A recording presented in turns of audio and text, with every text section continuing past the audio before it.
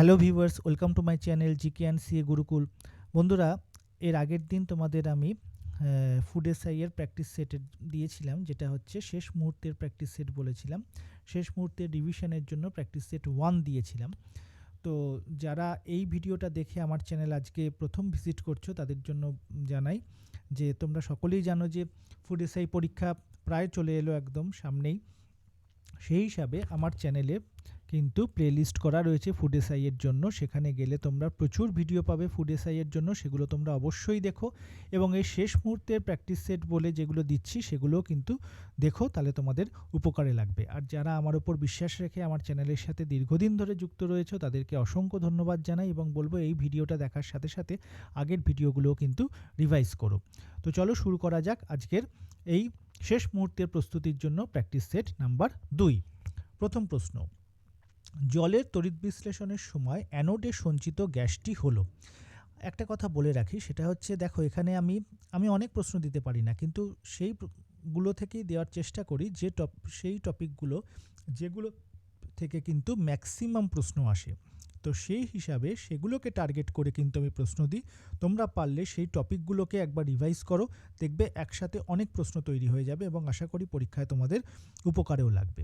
তো এই প্রশ্নটি হচ্ছে, জলের তড়িৎ বিশ্লেষণের সময় অ্যানোডে সঞ্চিত গ্যাসটি হলো option A hydrogen, option B oxygen, option C ozone, নাকি অপশান ডি হচ্ছে কার্বন ডাই অক্সাইড। তো এটি সঠিক উত্তর হচ্ছে অপশান বি অক্সিজেন। অক্সিজেন কিন্তু অ্যানোডে সঞ্চিত হয়। তাহলে ক্যাথোডে কোনটা সঞ্চিত হয়? ক্যাথোডে হাইড্রোজেন সঞ্চিত হয়। নেক্সট, আদার যে অংশ আমরা খেয়ে থাকি সেটি কোনটা? আদার যে অংশ আমরা খেয়ে থাকি সেটি কোনটা? অপশান এ হচ্ছে পরিবর্তিত কাণ্ড বা বলতে পারো পরিবর্তিত মৃদগত কাণ্ড, অপশান বি পরিবর্তিত মূল, অপশান সি পরিবর্তিত পাতা, অপশান ডি হচ্ছে কোনোটিই নয়। তো এই প্রশ্নটির সঠিক উত্তর হচ্ছে অপশান এ পরিবর্তিত কাণ্ড। পরিবর্তিত কাণ্ড বা পরিবর্তিত মৃদগত কাণ্ড, এটা অপশানে দিতে পারে, এটি কিন্তু তোমরা মাথায় রেখো। এরকম এই পরিবর্তিত অংশ নিয়েও কিন্তু প্রশ্ন দেয়। যেমন ধরো পরিবর্তিত পাতা, দেখবে ক্যাকটাসের ক্ষেত্রে যে কাঁটাগুলো সেগুলো কিন্তু এই পরিবর্তিত পাতার উদাহরণ, এটা মনে রেখো। নেক্সট, সারে জাহাঁ সে আচ্ছা হিন্দুস্তান হামারা গানটির লেখক কে? খুব বিখ্যাত একটি গান, তোমরা সকলেই শুনেছ। Option A Mohammad Iqbal, option B হচ্ছে মহাত্মা গান্ধী, অপশান সি নেতাজি সুভাষচন্দ্র বোস, নাকি অপশান ডি ভগৎ সিং। তো এই প্রশ্নটির সঠিক উত্তর হচ্ছে অপশান এ মোহাম্মদ ইকবাল। আচ্ছা, মহাত্মা গান্ধীর বিখ্যাত উক্তি কোনটা? ডু আর ডাই, করেঙ্গে ইয়া মারেঙ্গে। আচ্ছা, নেতাজি সুভাষচন্দ্র বোসের দিল্লি চলো বা তোমরা আমাকে রক্ত দাও আমি তোমাদের স্বাধীনতা দেব। ভগৎ সিংয়ের ক্ষেত্রে কোনটা? সরফরোশি কে তামান্না ভামারে দিল মে হ্যায়, এইটা।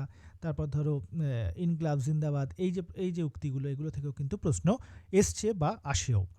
নেক্সট, রামমোহন রায়কে উদারনৈতিক রক্ষণশীল সংস্কারক কে বলেছিলেন? Option A Bipan Chandra, option B doctor Ramesh Chandra Majumdar, option C Sumit Sarkar, option D হচ্ছে ইরফান হাবিব। প্রত্যেকেই বিখ্যাত ইতিহাসবিদ, তোমরা সকলেই জানো। এর সঠিক উত্তর হচ্ছে অপশান সি সুমিত সরকার। নেক্সট, ভারতীয় সংবিধানে যুক্তরাষ্ট্রীয় শাসন ব্যবস্থার ধারণাটি কোন দেশের সংবিধান থেকে গৃহীত হয়েছে? এই যে যুক্তরাষ্ট্রীয় কাঠামো মানা হচ্ছে না, এরকম নিয়ে প্রচুর সংবাদপত্রে প্রচুর লেখালেখি তোমরা দেখতে পাও বা মিডিয়াতে তোমরা শুনতে পাও।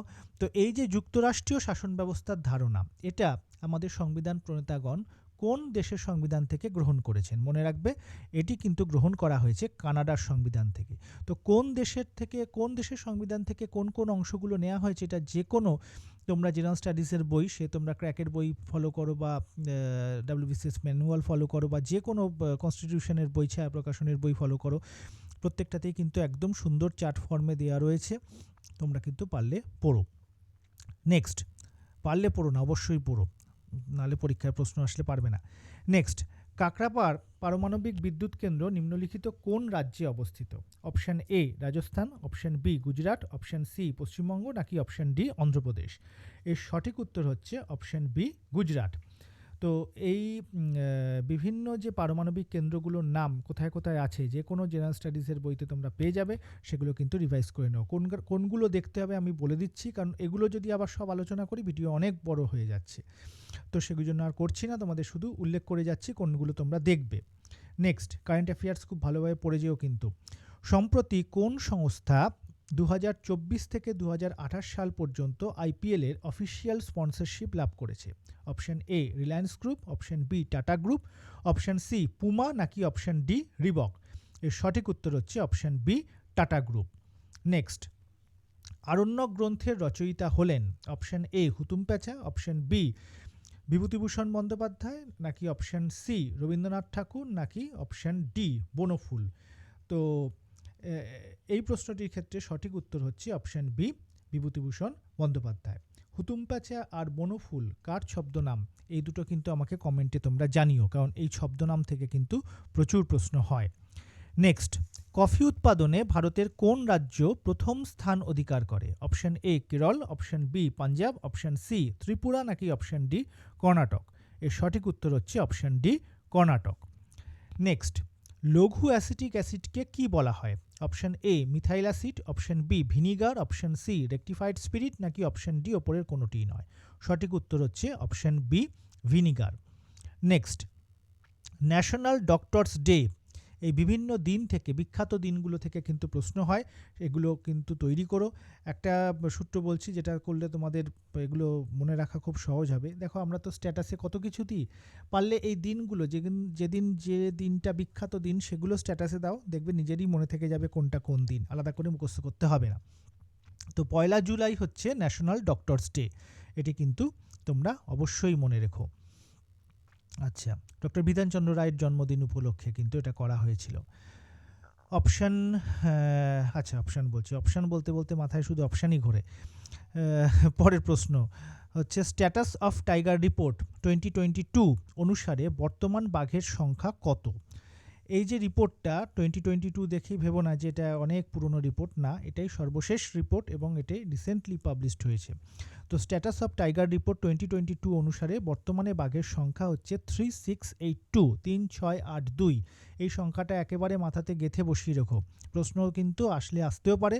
ফলে কিন্তু এটা কিন্তু দেখো, অপশানগুলো এমন, ওই পরীক্ষার শেষের শিফটে যখন যাদের পরীক্ষা থাকে, ওই এত কিছু গোল গোল করার পর কিন্তু তখন সব কিছু চোখ ধাঁধিয়ে যায়, তখন এই সমস্ত অপশানগুলো কিন্তু ভুল আনসার করতে গিয়ে একদম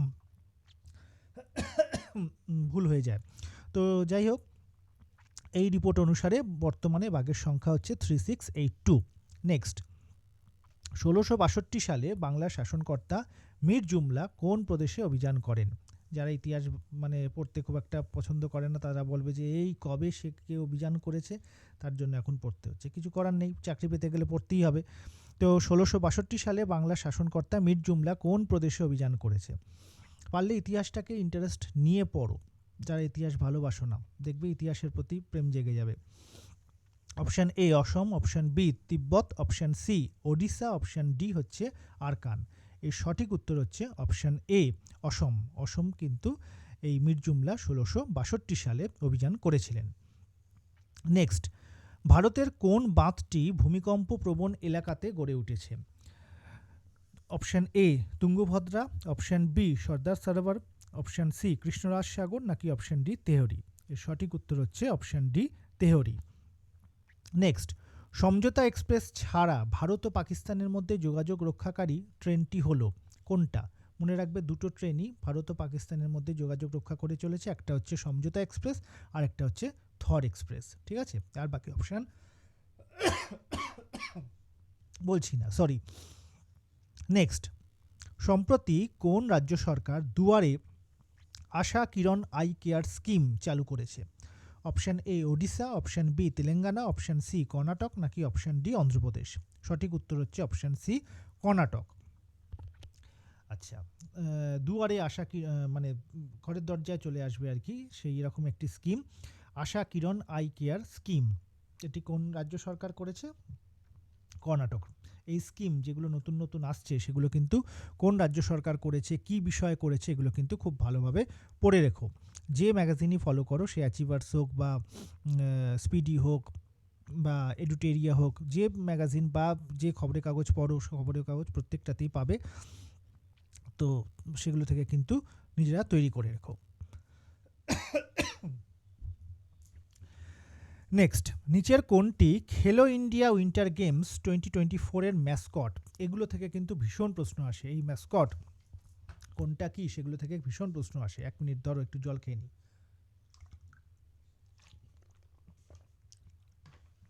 আচ্ছা, যেটা বলছিলাম সেটা হচ্ছে নিচের কোনটি খেলো ইন্ডিয়া উইন্টার গেমস 2024 এর ম্যাসকট?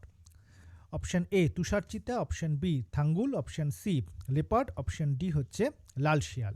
এর সঠিক উত্তর হচ্ছে অপশন এ তুষার চিতা।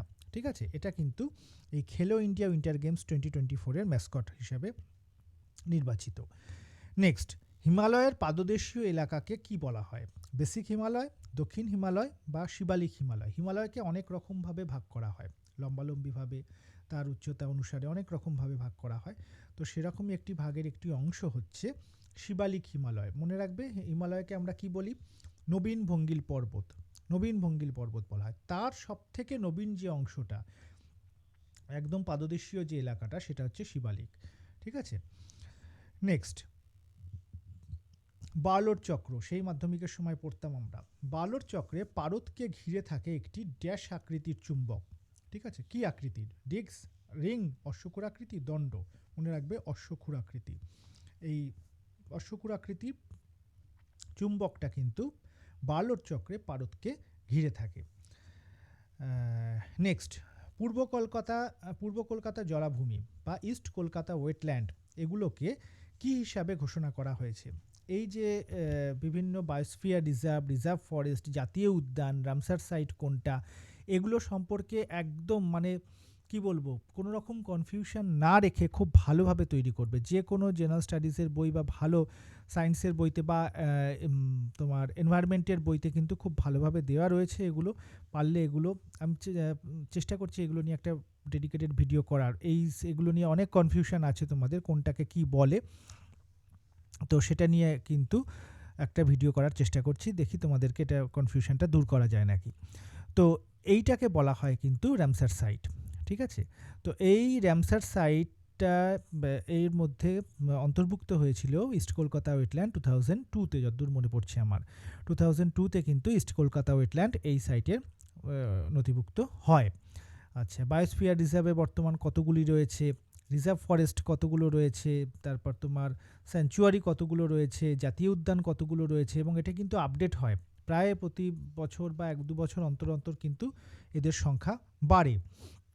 সেগুলো কিন্তু তোমাদের আপডেট রাখতে হবে। যারা ফরেস্ট সার্ভিসের পরীক্ষা দিতে যাবে, সেই ইউপিএসসি হোক বা স্টেটের ক্ষেত্রে হোক, এগুলো কিন্তু খুব ভালোভাবে, শুধু রিটেন নয়, ইন্টারভিউর জন্য কিন্তু তৈরি করে রেখো। এগুলো কিন্তু ফেস করতে হয় এই প্রশ্নগুলো। নেক্সট, কোন নদীর ধারে চোল রাজ্য গড়ে উঠেছে? এগুলো থেকেও কিন্তু এখন প্রশ্ন হচ্ছে, তো ফলে এগুলো কিন্তু তৈরি করে রাখা দরকার। প্রশ্ন কিন্তু এখন ভীষণ মানে ডেপথে গিয়ে হচ্ছে। তো এই প্রশ্নটির ক্ষেত্রে সঠিক উত্তর হচ্ছে অপশন সি কাবেরী। চোল সাম্রাজ্য, চোল রাজ্য গড়ে উঠেছে কিন্তু কাবেরী নদীর তীরে। বেশ, নেক্সট, দাদা সাহেব ফালকে পুরস্কার প্রাপক প্রথম বাঙালি হলেন? সত্যজিৎ রায়, বি.এন. সরকার, রায়চাঁদ বড়াল, সৌমিত্র চট্টোপাধ্যায়, কে? মনে রাখবে, বি.এন. সরকার হচ্ছে দাদা সাহেব ফালকে পুরস্কার প্রাপক প্রথম বাঙালি। ভালো করে প্রশ্নটা দেখো, প্রথম বাঙালি কে? তো সেই হিসাবে বি.এন. সরকার হচ্ছে প্রথম বাঙালি যিনি দাদা সাহেব ফালকে পুরস্কার পেয়েছেন। প্রথম ভারতীয় বা বলিনি, কিন্তু প্রথম বাঙালি বলেছি, সেই হিসাবে বি.এন. সরকার। নেক্সট, মুখ্য চরিত্র এবং সেটি কোন নাটকের বা কোন উপন্যাসের, সেগুলো থেকে কিন্তু খুব প্রশ্ন আসে। এগুলো সবই স্ট্যাটিক জিকের অংশ। স্ট্যাটিক জিকে যে বই তোমরা পাবে বাংলায়, স্ট্যাটিক জিকে আছে, তোমরা দেবদত্তর ইয়ারবুক ফলো করতে পারো বা তপতির বই ফলো করতে পারো, যেটাতে বাংলার এই জিনিসগুলো কিন্তু, সাহিত্য সংস্কৃতির জিনিসগুলো কিন্তু তোমরা পেয়ে যাবে। তো এই প্রশ্নটি দেখো, পঞ্চানন বাচস্পতি এই মুখ্য চরিত্রটি নিম্নলিখিত কোন নাটকে দেখতে পাওয়া যায়? Option A Sharmishtha, option B একেই কি বলে সভ্যতা, অপশন সি বুড়ো শালিকের ঘাড়েরও, নাকি অপশন ডি মায়াকানুন? এর সঠিক উত্তর হচ্ছে অপশন সি বুড়ো শালিকের ঘাড়েরও। এই চরিত্রগুলো কিন্তু কোনটা, বা বিশেষ করে কার্টুন চরিত্র, বাটুল কার সৃষ্টি বা ফেলুদা কার সৃষ্টি, এরকমভাবেও কিন্তু প্রশ্ন মিসলেনিয়াসেও আসে। ফলে এগুলো কিন্তু আমাদের তৈরি করে রাখা প্রয়োজন। নেক্সট, নিম্নলিখিত কোন জেলাটি পশ্চিমবঙ্গের অন্যতম প্রশাসনিক বিভাগ, প্রেসিডেন্সি বিভাগের অন্তর্গত নয়? খুব ভালো করে প্রশ্নটা পড়বে, কারণ পরীক্ষার সময় কি হয়, এই শেষের 9টাকে আর দেখা হয় না। তো সেই হিসাবে কিন্তু খুব ভালোভাবে দেখে রাখবে। দেখো আমাদের প্রশাসনিক বিভাগ, পশ্চিমবঙ্গের প্রশাসনিক বিভাগ আছে কিন্তু ৫টা।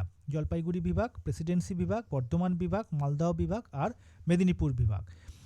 এর মধ্যে অন্যতম হচ্ছে প্রেসিডেন্সি বিভাগ, যেখানে তোমার 5টা জেলা রয়েছে: উত্তর চব্বিশ পরগনা, দক্ষিণ চব্বিশ পরগনা, কলকাতা, হাওড়া, নদিয়া। তাহলে দেখো এখানে যে অপশান আমি দিয়েছি তার মধ্যে হুগলি যেটা, সেটা কিন্তু প্রেসিডেন্সি বিভাগের মধ্যে পড়ছে না। ফলে এই প্রশ্নটির ক্ষেত্রে সঠিক উত্তর হচ্ছে অপশান ডি, হুগলি। তাহলে হুগলিটা কোন বিভাগের অন্তর্গত? হুগলি কিন্তু বর্ধমান বিভাগের অন্তর্গত। বর্ধমান বিভাগে আছে 4টে: পূর্ব বর্ধমান আর পশ্চিম বর্ধমান, আর বীরভূম আর হুগলি।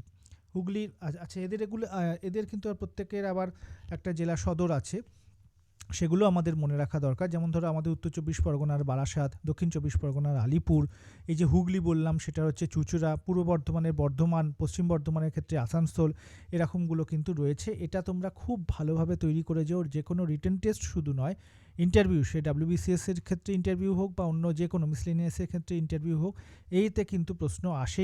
আমি নিজেও ফেস করেছি এই প্রশ্ন। ফলে তোমাদেরকেও বলবো এই পার্টটা কিন্তু খুব ভালোভাবে তৈরি করে, কারণ তুমি যদি প্রশাসনের অংশ হও, তোমাকে প্রশাসনিক বিভাগগুলো সম্পর্কে ভালো করে জানা দরকার। তো এইটা সেই হিসাবে ভীষণ গুরুত্বপূর্ণ, তৈরি করে রেখো এটা।